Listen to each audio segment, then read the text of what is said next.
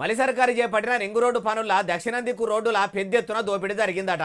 అగో ఓ దిక్కు regional ring road పనులు సురువు చేస్తుర్రు, 100 కోట్లు ఖర్చు పెట్టి రోడ్లు పోస్తుర్రు, ఏడ గోల్మాల్ జరుగుతలేదని కోమటిరెడ్డి సారు అనుచరులు కోడాయి కూస్తుంటే షై సర్కార్ల దోపిడీ జరుగుడు ఏంది అంటారా ఈ నుండి వేముల ప్రశాంత్ రెడ్డి గారు ఇక చెప్పుర్రి.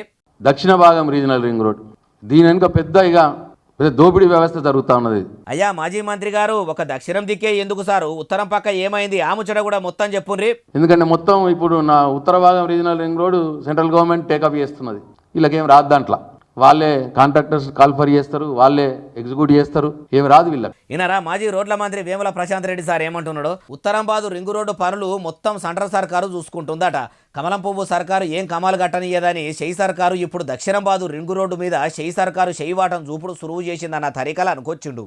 అయ్యా ప్రశాంత్ రెడ్డి సారు, మరి మీరు కూడా మునుపు రోడ్ల మంత్రేనాయే, మీ హయాంలోనే రీజనల్ రింగ్ రోడ్డు పనుల్లో ముచ్చట తెలిసిందేనాయే. మీరు మంత్రిగా ఏలుబడిలో ఉన్నప్పుడు సర్కారు రోడ్లకు భూములు తీసుకుంటున్నప్పుడు, రోడ్డు టెండర్లు ఏపిస్తున్నప్పుడు, అప్పుడో ఇప్పుడో ఎప్పుడో కానీ మీ కార్పార్టీలు మీ చేయవాటం కూడా చూపించలేదా? అదట్లుండను కానీ అంత మంచిగా దోపిడీ జరుగుతున్నట్టు ఆధారాలుంటే లెక్కలతోనే సహా బయట పెట్టుర్రి.